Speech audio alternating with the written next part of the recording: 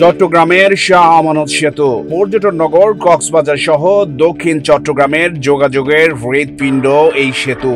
কিন্তু শাহ আমানত তৃতীয় সেতুর টোল প্লাজা এখন দক্ষিণ চট্টগ্রামের যোগাযোগের জন্য হয়ে দাঁড়িয়েছে বিস্ফোরা।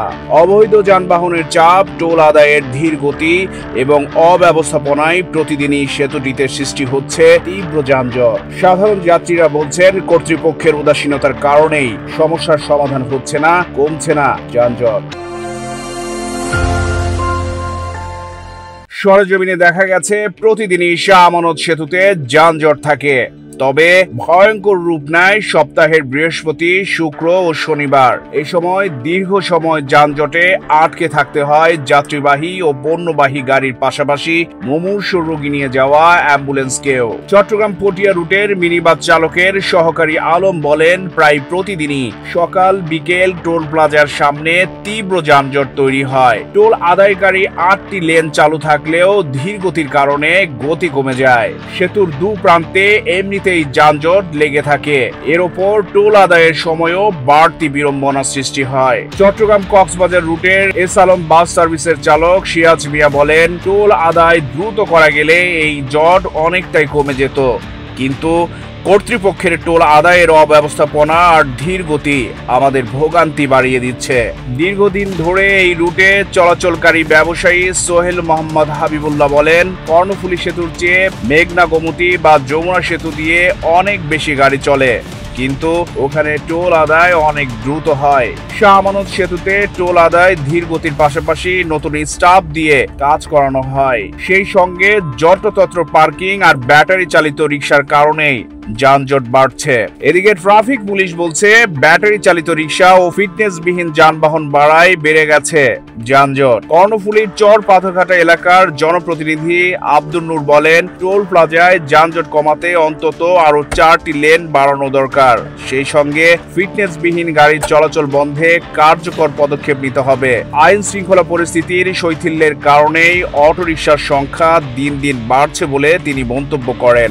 যানজট মুক্ত নির্বিঘ্ন চলাচলের জন্য শাহ আমানত সেতুর টোল প্লাজা ইতিমধ্যে 6 থেকে 8 লেনে উন্নীত করা হলেও সমস্যার কোনো সমাধানই হয়নি।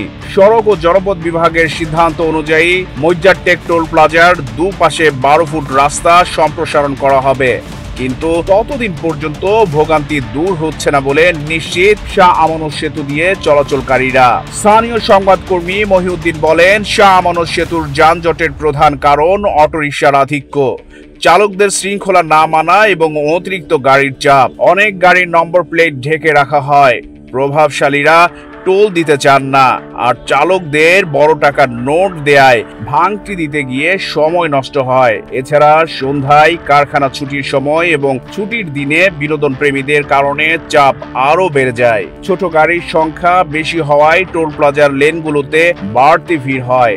যদিও টোল আদায়কারীরা সারাক্ষণ দাঁড়িয়ে কাজ করেন, তবুও ধীর গতির কারণে যানজট একেবারেই কমছে না।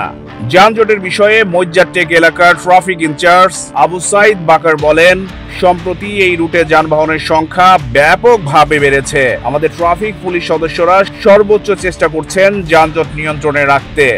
নতুন করে ট্রাফিক পুলিশ বক্স নির্মাণের কাজ চলছে, তবুও গাড়ির চাপ সামাল দিতে হিমশিম খেতে হচ্ছে।